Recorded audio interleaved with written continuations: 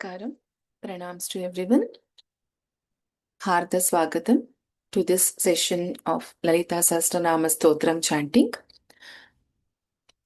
Let us start with Guru Vandanam. Gururev gatirgurumev bhaje Gurunaiva sahasmi namo gurave Na gurov paramam shishurasmi guroho Matirasti gurau mama pahi guro. Dhyanam.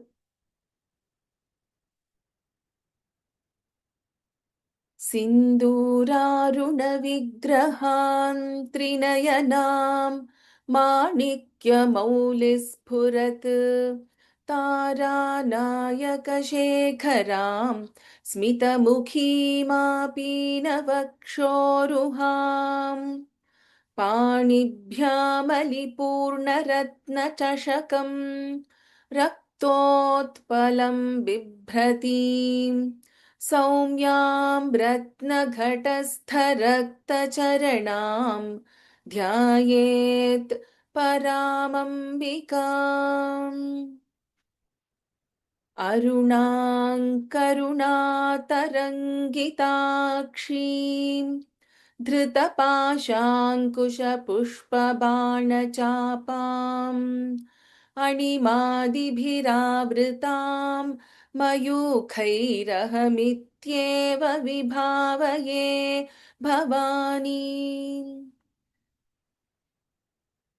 ध्यायेत् पद्मासनस्थां विकसितवदनां पद्मपत्रायताक्षीं हेमाभां पीतवस्त्रां करकलितलसद्धेम पद्मां वराङ्गीं सर्वालङ्कारयुक्तां सततमभयदां भक्तनम्रां भवानीं श्रीविद्यां शान्तमूर्तिं सकलसुरनुतां सर्वसम्पत्प्रदात्रीम्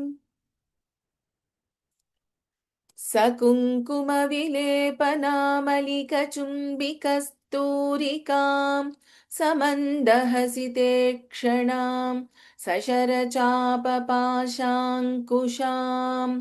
अशेषजनमोहिनीमरुणमाल्यभूषाम्बरां जपाकुसुमभासुरां जपविधौ स्मरेदम्बिकाम् श्रीमात्रे नमः।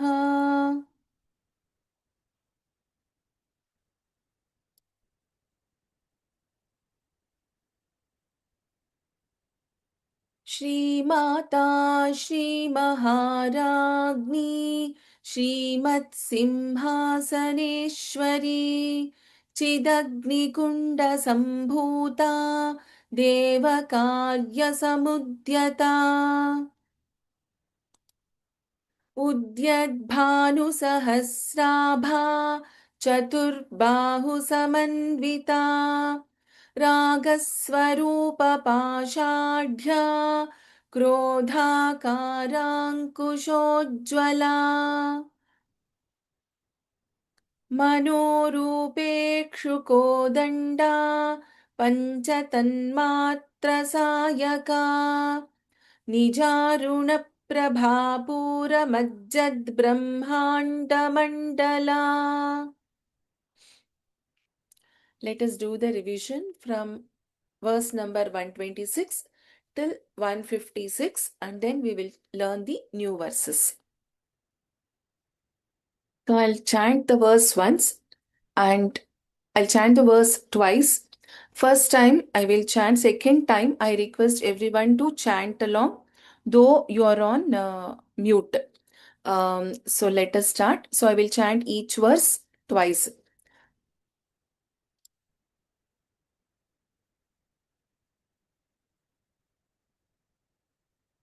त्र्यक्षरी दिव्यगन्धाढ्या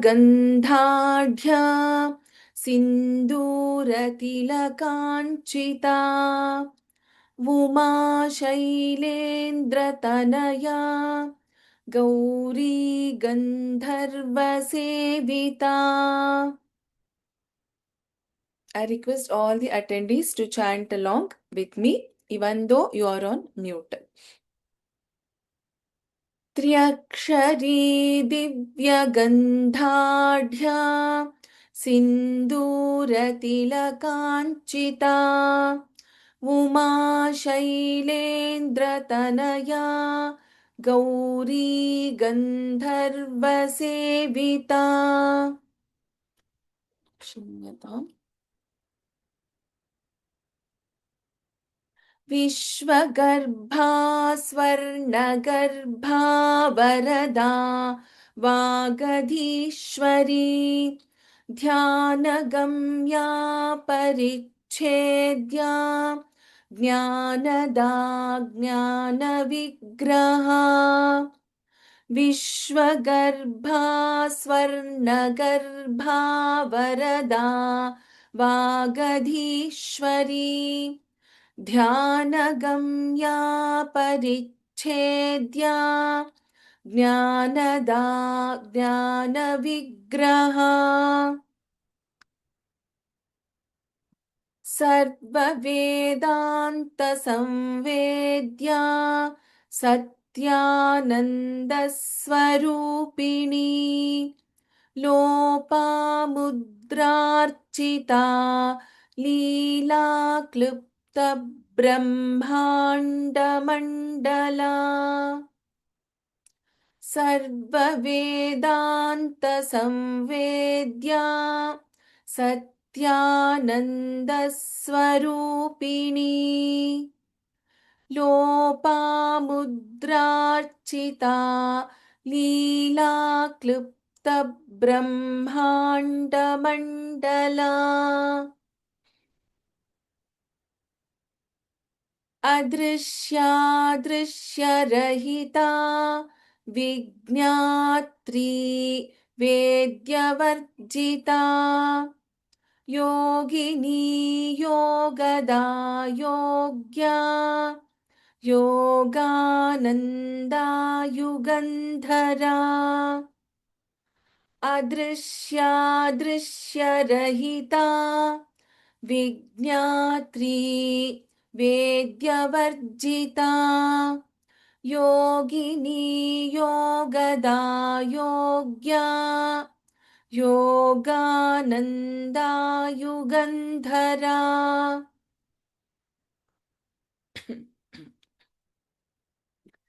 इच्छाशक्ति ज्ञानशक्ति क्रियाशक्ति स्वरूपिणी सर्वाधारा सुप्रतिष्ठा सदसद्रूपधारिणी. इच्छाशक्ति ज्ञानशक्ति क्रियाशक्ति स्वरूपिणी सर्वाधारा सुप्रतिष्ठा सदसद्रूपधारिणी. अष्टमूर्तिरजा जैत्री लोकयात्रा विधायिनी एकाकिनी भूमरूपा निर्द्वैता द्वैतवर्जिता. अष्टमूर्तिरजा जैत्री लोकयात्रा विधायिनी एकाकिनी भूमरूपा निर्द्वैता द्वैतवर्जिता. अन्नदा वसुधा वृद्धा ब्रह्मात्मैक्यस्वरूपिणी बृहती ब्राह्मणी ब्राह्मी ब्रह्मानन्दा बलिप्रिया. अन्नदा वसुधा वृद्धा ब्रह्मात्मैक्यस्वरूपिणी बृहती ब्राह्मणी ब्राह्मी ब्रह्मानन्दा बलिप्रिया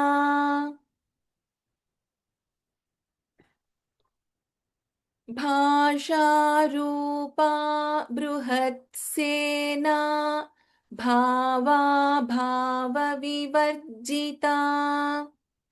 सुखाराध्या शुभकरी शोभना सुलभा गतिः भाषारूपा बृहत्सेना भावा भावविवर्जिता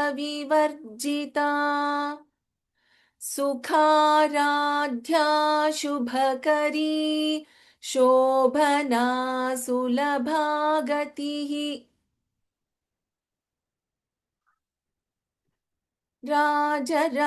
राजराजेश्वरी राज्यदायिनी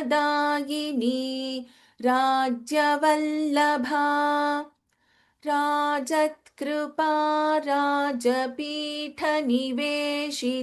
निजाश्रिता राजराजेश्वरी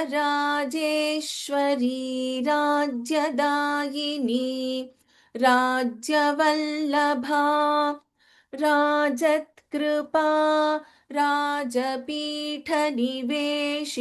निजाश्रिता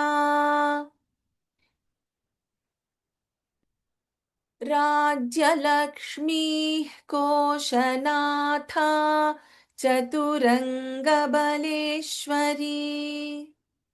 साम्राज्यदायिनी सत्यसन्धा सागरमेखला राज्यलक्ष्मीः कोशनाथा चतुरङ्गबलेश्वरी साम्राज्यदायिनी सत्यसन्धा सागरमेखला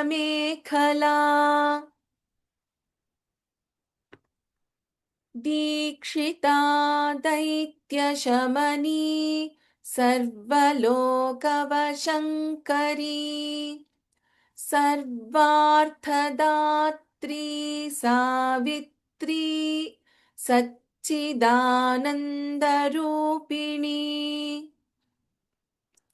दीक्षिता दैत्यशमनी सर्वलोकवशङ्करी सर्वार्थदात्री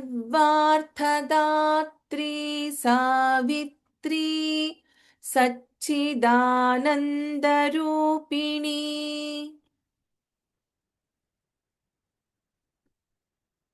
देशकालापरिच्छिन्ना सर्वगा सर्वमोहिनी सरस्वती शास्त्रमयी गुहाम्बा गुह्यरूपिणी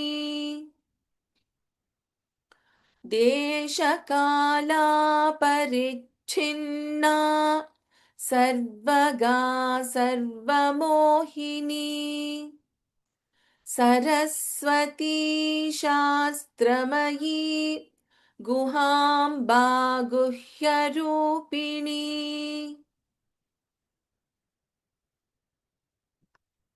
सर्वोपाधिविनिर्मुक्ता सदाशिवपतिव्रता सम्प्रदायेश्वरी साध्वी गुरुमण्डलरूपिणी सर्वोपाधिविनिर्मुक्ता सदाशिवपतिव्रता सम्प्रदायेश्वरी साध्वी गुरुमण्डलरूपिणी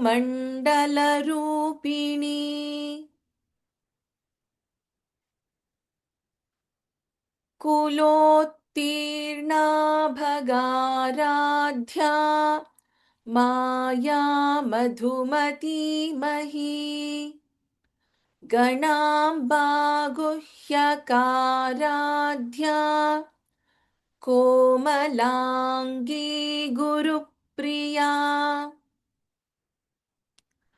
कुलोत्तीर्णा भगाराध्या माया मधुमती मही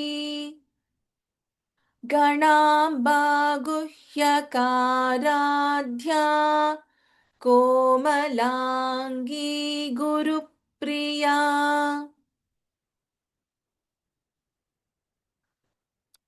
स्वतन्त्रा सर्वतन्त्रेशी दक्षिणामूर्तिरूपिणी सनकादिसमाराध्या शिवज्ञानप्रदायिनी स्वतन्त्रा सर्वतन्त्रेशी दक्षिणामूर्तिरूपिणी सनकादिसमाराध्या शिवज्ञानप्रदायिनी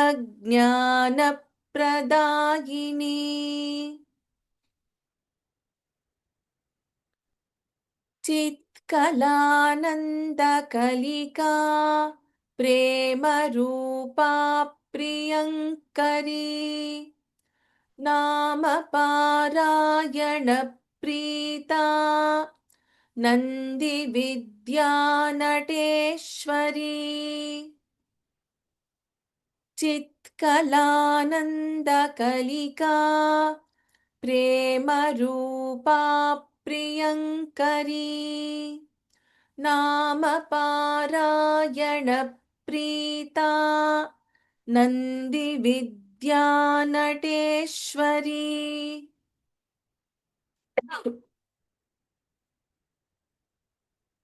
मिथ्या जगदधिष्ठाना मुक्तिदा मुक्तिरूपिणी लास्यप्रिया लयकरी लज्जारम्भादिवन्दिता मिथ्या जगदधिष्ठाना मुक्तिदा मुक्तिरूपिणी लास्यप्रिया लयकरी लज्जारम्भादिवन्दिता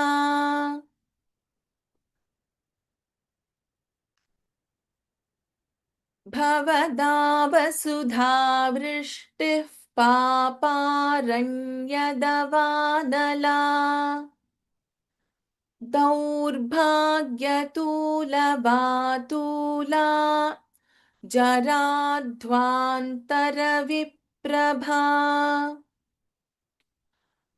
भवदावसुधावृष्टिः पापारण्यदवानला दौर्भाग्यतूलवातूला जराध्वान्तरविप्रभा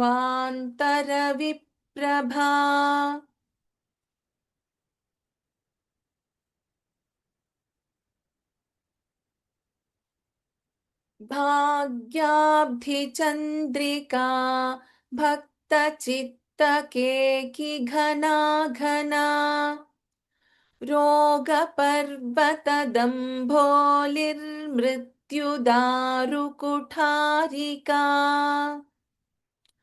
भाग्याब्धिचन्द्रिका भक्तचित्तकेकि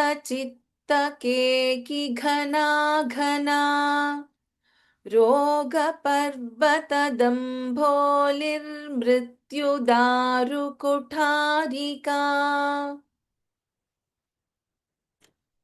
महेश्वरी महाकाली महाग्रासा महाशना अपर्णा चण्डिका चण्डमुण्डासुरनिषूदिनी महेश्वरी महाकाली महाग्रासा महाशना अपर्णा चण्डिका चण्डमुण्डा सुरनिषूदिनी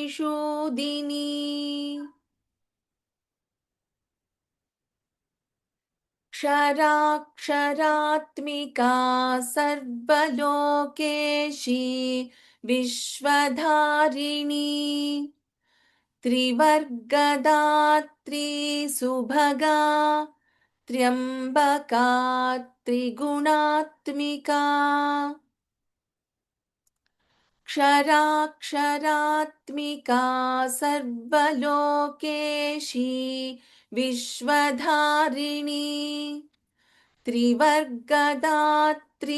सुभगा त्र्यम्बका त्रिगुणात्मिका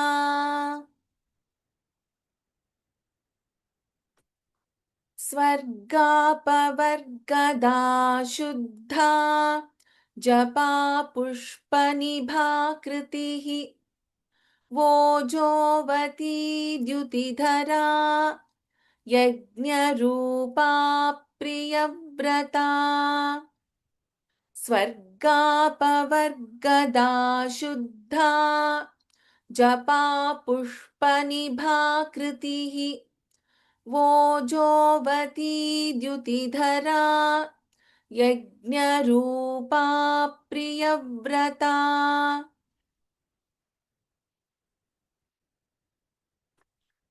दुराराध्या दुराधर्षा पाटली कुसुमप्रिया महती मेरुनिलया मन्दारकुसुमप्रिया दुराराध्या दुराधर्षा पाटली कुसुमप्रिया महती मेरुनिलया मन्दारकुसुमप्रिया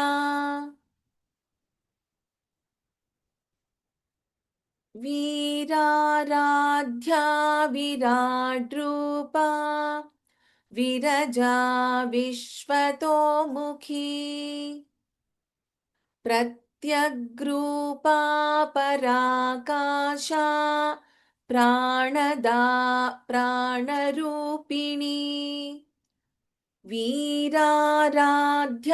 विराड्रूपा विरजा विश्वतोमुखी प्रत्यग्रूपा पराकाशा प्राणदा प्राणरूपिणी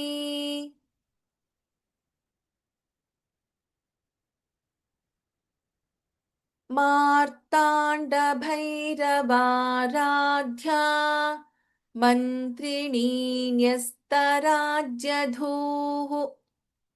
त्रिपुरेशी जयत्सेना निस्त्रैगुण्या परापरा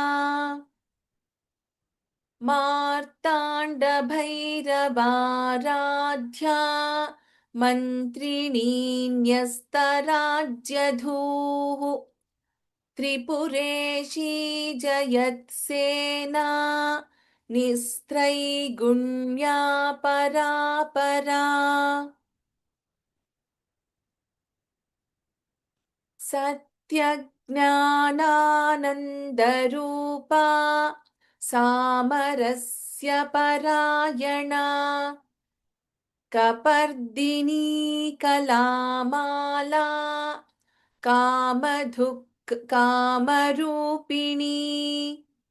सत्यज्ञानानन्दरूपा सामरस्य परायणा कपर्दिनी कलामाला कामरूपिणी कलानिधिः काव्यकला रसज्ञा रसशेवधिः Pushta पुरातना पूज्या पुष्करा पुष्करेक्षणा कलानिधिः काव्यकला रसज्ञा रसशेवधिः Pushta पुरातना पूज्या पुष्करा पुष्करेक्षणा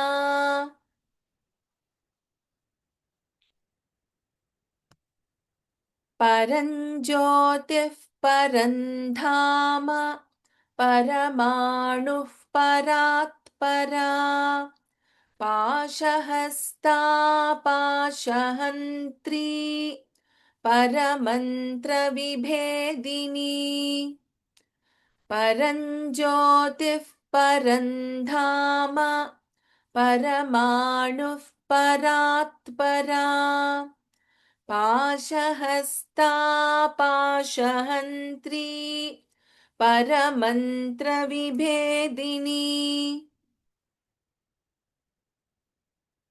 मूर्ता मूर्ता नित्यतृप्ता मुनिमानसहंसिका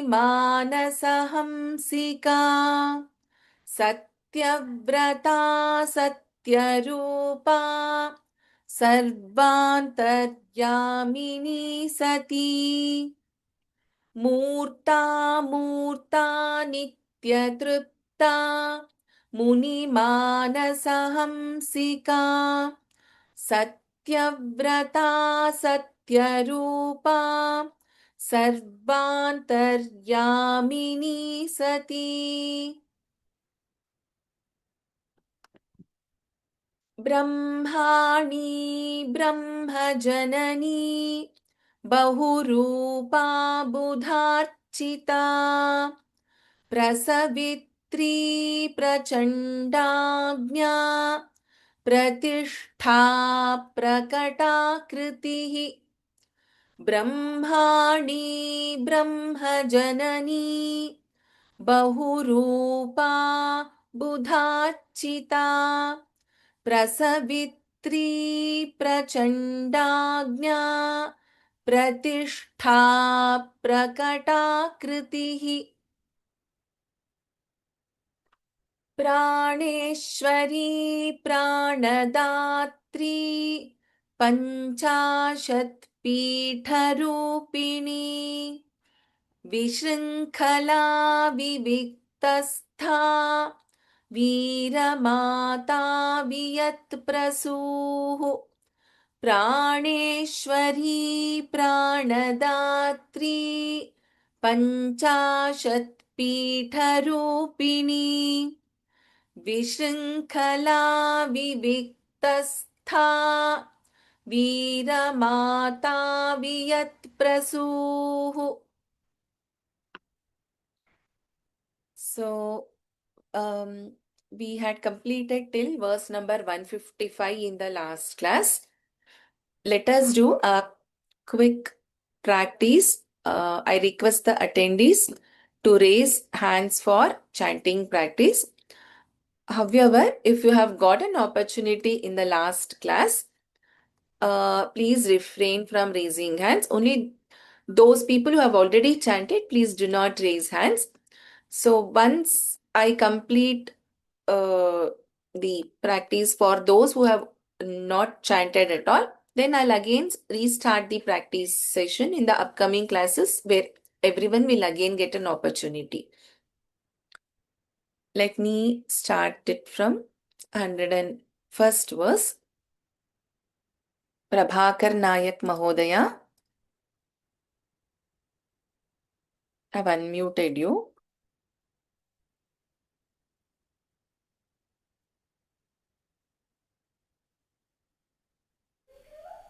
Yes. Can you chant this verse? Verse number 101. Namaste Bhagini. 101, which is being seen on the screen. कालरात्र्यादिशक्त्योऽघ्यव्रता सिद्धोग्दनप्रिया महावीरेन्द्रवरधा राकिन्यम्भास्वरूपिणी.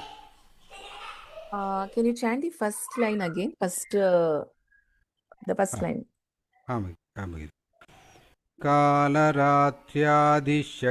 कालरात्र्यादिशक्त्योऽघ्यव्रथा सिद्धोग्दनप्रिया So here, Kala Ratriadi Shaktyaughvrita. Shaktyauga. Okay. And Snigdhaudana Priya. I'll chant once, you can repeat. हाँ, Is it okay?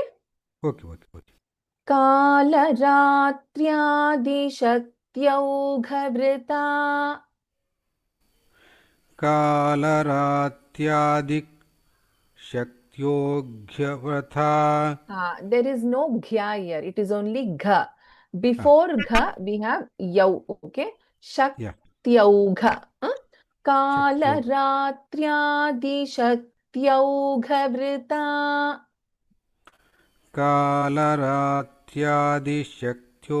कालरात्यादिशक्त्योऽघ्यव्रथा Shaktyauga. सत्योऽघ्य There's no ghya. It is gha. Shaktyauga. सत्योऽघ्य Gha. Just say gha. सत्योऽघ शक्त्यो Shatyauga. शक्त्यौघ Very good. Vrita. वृथा Snigdhaudana Priya. स्निग्धौ धनप्रिया धन्यवादः. धन्यवाद Correct. धन्यवाद Mini G.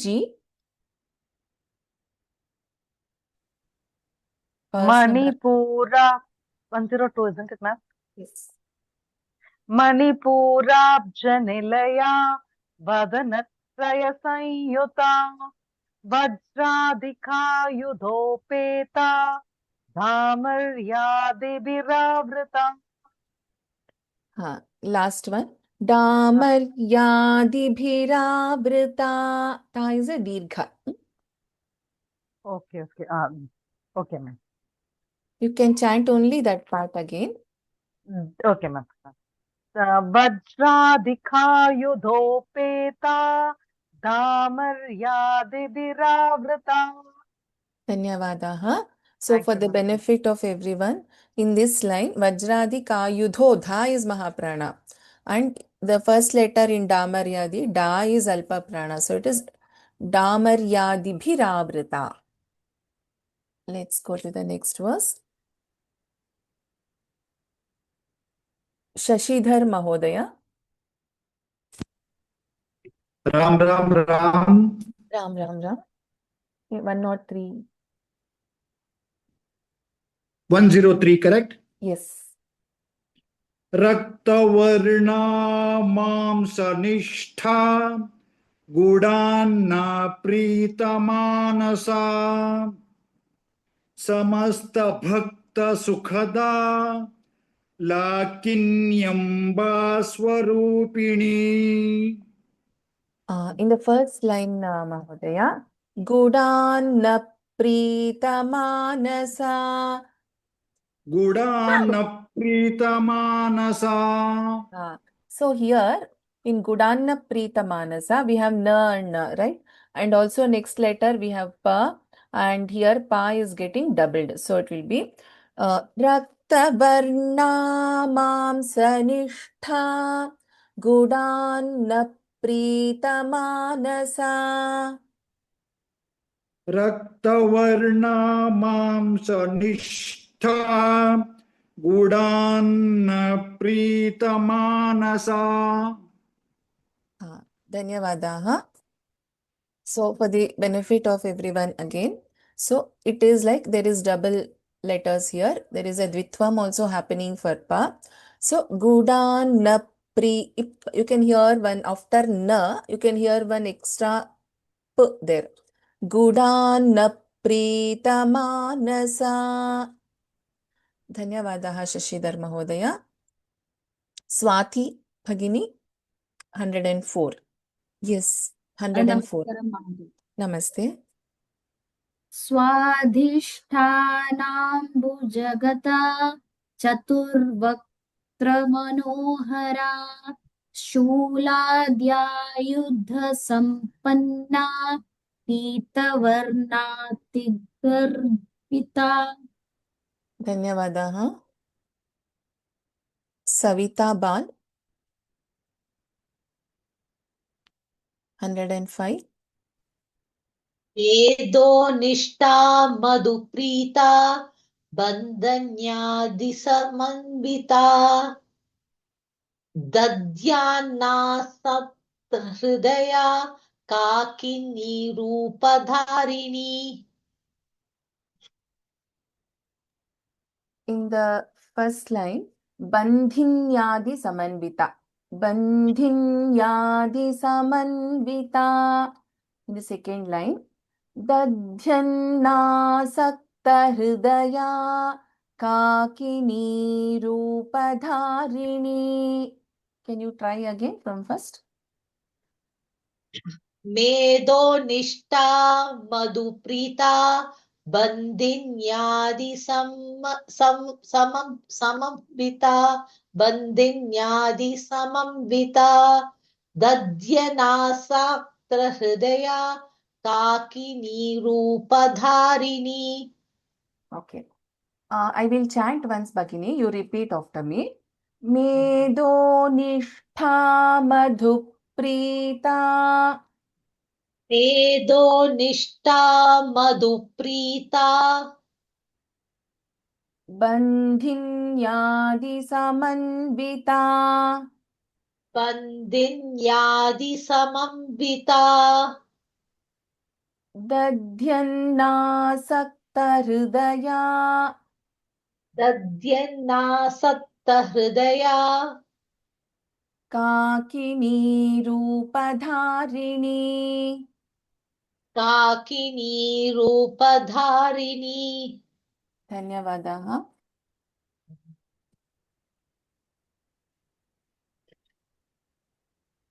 Anu Venkataraman. Ram Ram Ram. Ram Ram Ram. 106. मूलाधाराम्बुजारूढा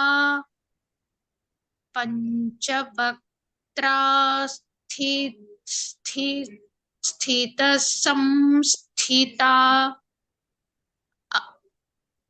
अंकुशादिप्रहरणा वरदादिनिषेविता. Uttama Prayatna. I'll chant once, you can follow once. You chanted correctly, just for the ease of the flow. Mooladharambujarudha मूलाधाराम्बुजारूढा Panchavaktrasthi samsthita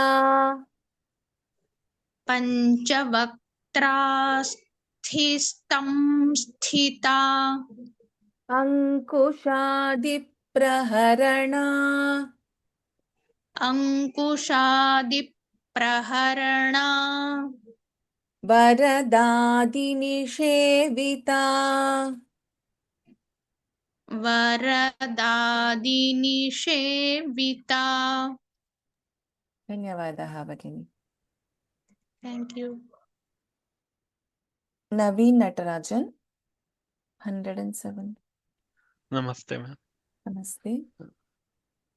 मुद्गौदनासक्तचित्ता साकिन्यम्बा स्वरूपिणी आज्ञाचक्राब्जनिलया शुक्लवर्णा षडानना. Very good. Only one small observation. Maybe you can the ending letters of each of the padams, right? Like Mudgaudana Sakta Chitta. Little bit you can prolong because there are dirghas there.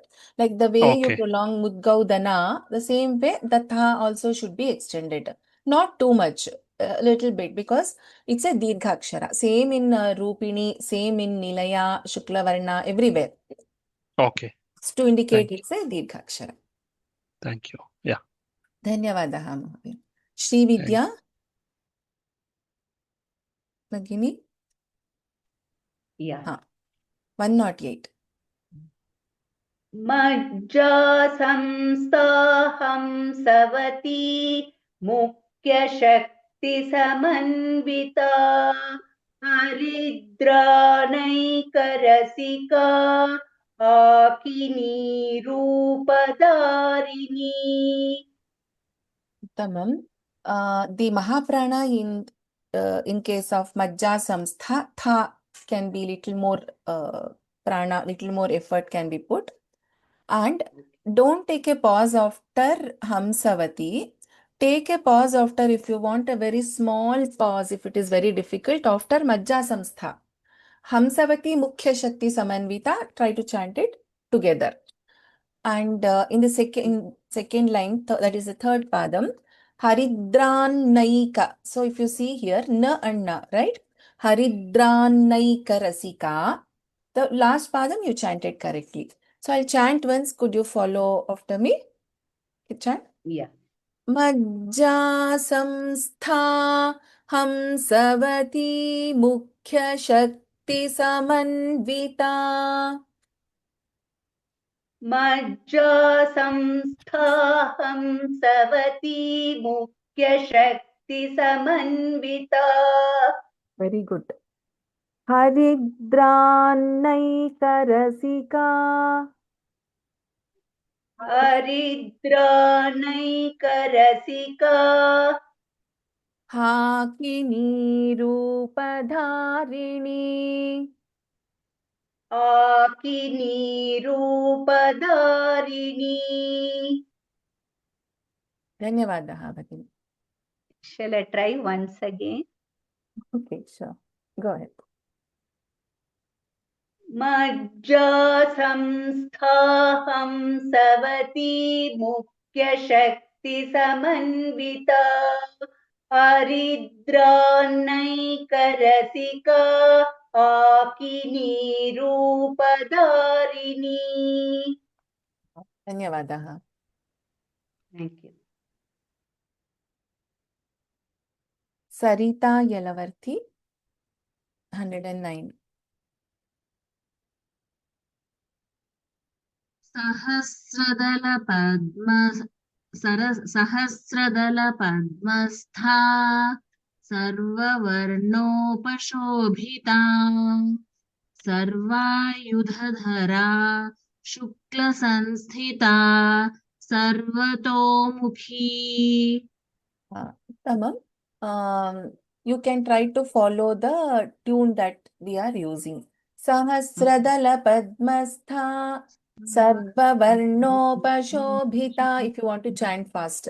Okay? Okay. Dhanyavada. धन्यवाद.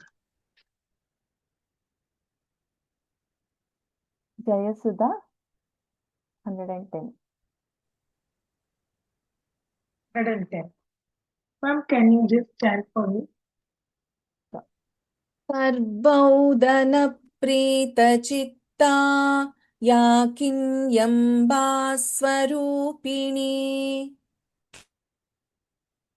सर्वौत्तनप्रीतचित्ता यागिन्यं भास्वरूपिणी. I will split and chant. Sarvaudanapritachita. सर्वौदनप्रीतचित्ता Yakinyamba Swarupini. यागिन्यं भास्वरूपिणी. This ka, no, in Yakinyamba, it is ka. I'm hearing it as a bit of ga there. Yakinyamba Swarupini. याकिन्यं भास्वरूपिणी. Very good. Swaha. Swaha. Swaha. Swaha. There is a sa first, okay? Swaha. Swaha. In the first word, Bhagini, s should be heard, okay? S letter. Swaha. Swaha. Correct. Swadhamatirmedha. Swadhamatirmedha. श्रुतिस्मृतिरनुत्तमा. Shruti Smriti Anuttama. So this ta also, that it is the, there is a slight, sometimes for, it happens to many of us due to the regional language influence like either Telugu, Tamil, etc.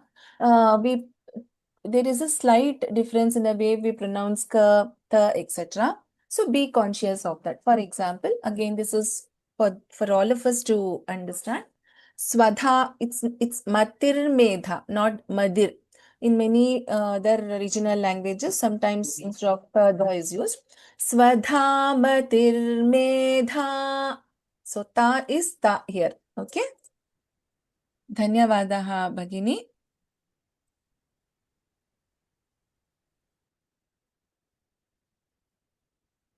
Jyoti Anna Gandula. Jyoti Anna Gandula. 111. Namaste, ma'am.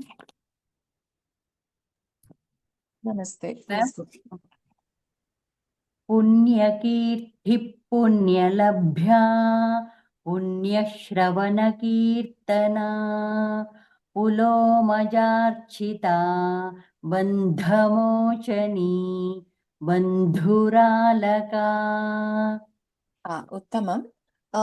There are two common mistakes that all of us do. One is either we will make the dirgha letter very short or we make the dirgha letter very long. Both are not correct. So, for example, punya kirtih punya labhya. Bhya, that's all. Bhya, one more is not required. So we need to be very conscious of that. Punya kirtih punya labhya. Punya Shravana Kirtana. That's all. Kirtana is not required. Similarly, wherever there is a Dirgha, it should be little more than the Hrasva Swara. It should not be too long. So, otherwise, it was correct, Bhagini. Dhanyavada. Okay, madam. Thank you. Thank you. Radhika Bhagini. विमर्शरूपिणी Vidya वियदादिजगत्प्रसूः सर्वव्याधिप्रशमनी सर्वमृत्युनिवारिणी. Uttamam. Dhanyavadaha. Thank you.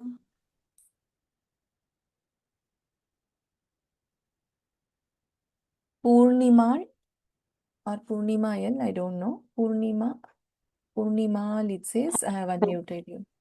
Yes, ma'am.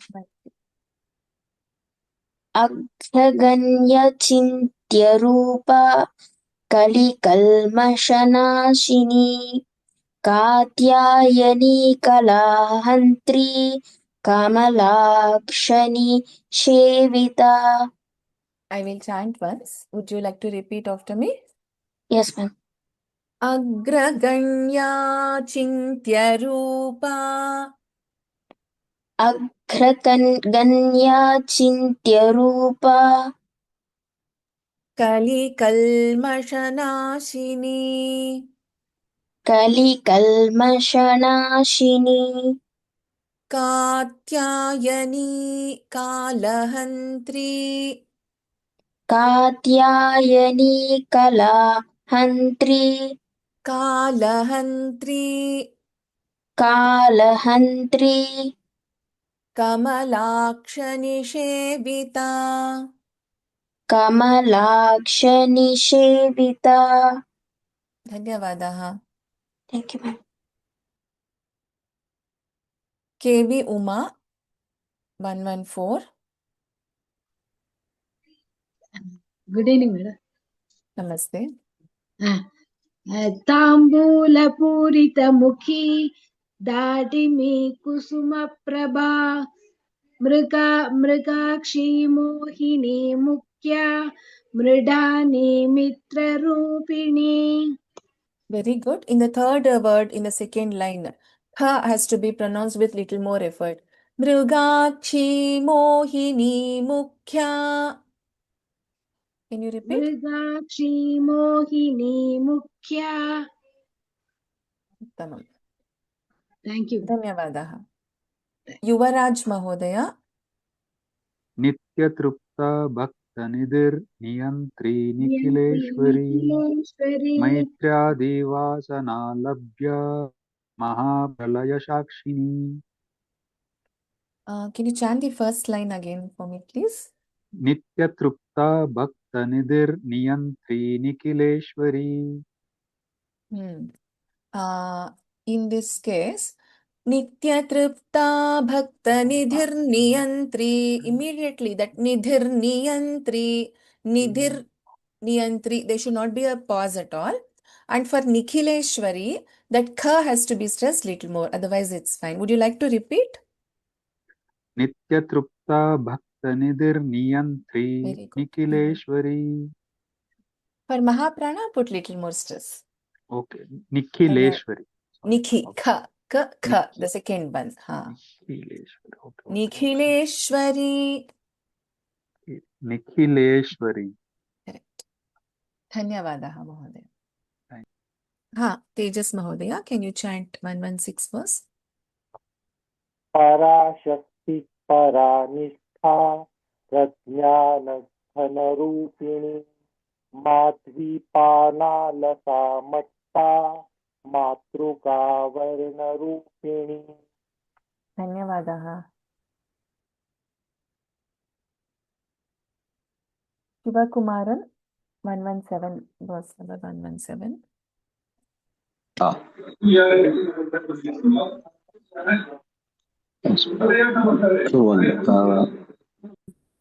Shiva Kumaran Mahodaya.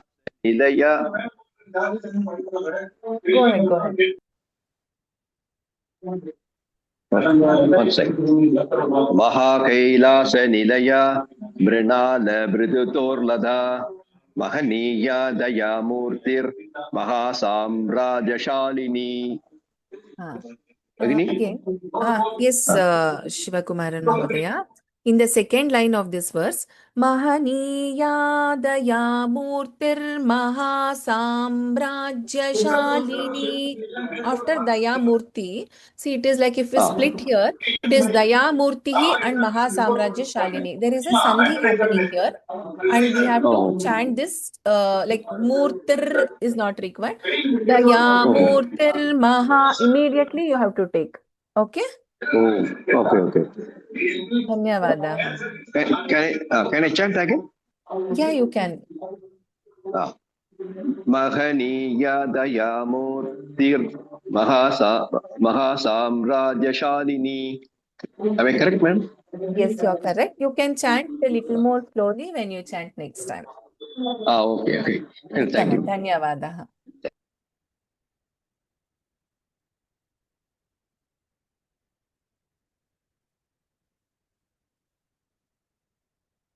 Yes, Raman Mahodaya, 118. आत्मविद्या महाविद्या श्रीविद्या कामसेविता श्रीषोडाक्षरी विद्या Trikuta कामकोटिका Shri Shodashakshari Vidya. श्रीषोडाक्षरी Vidya Trikuta कामकोटिका. You chanted everything correctly, only this word. I'll repeat again. You can also repeat after me. Shri Shodashakshari Vidya. श्रीषोडशाक्षरी Vidya. That's it. Very good. Uttamam. So generally, this is a kind, sometimes we get confused when there are too many sha and shas and shas. Like in this case, we have sha shri, then we have sha, that is shri sho, then again we have sha and ksha. So we have to be careful in these cases. Dhanyavadaha Mahodaya. You chanted correctly this time.